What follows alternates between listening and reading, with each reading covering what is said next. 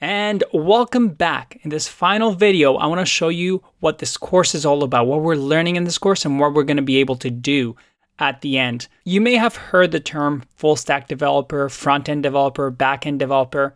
And looking at this diagram, you're starting to recognize that HTML, CSS, JavaScript, you see React in there. We'll get to that. Don't worry about it.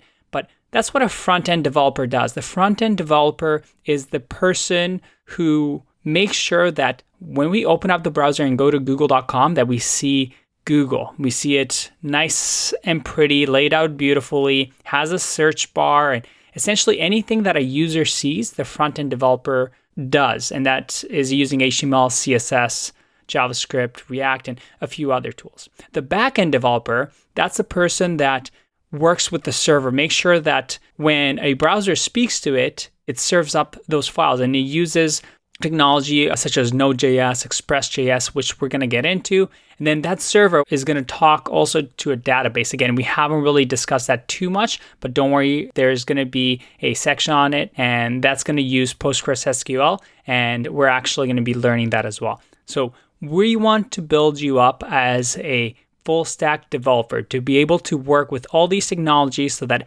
everything revolving around a web application you're able to build. So get excited.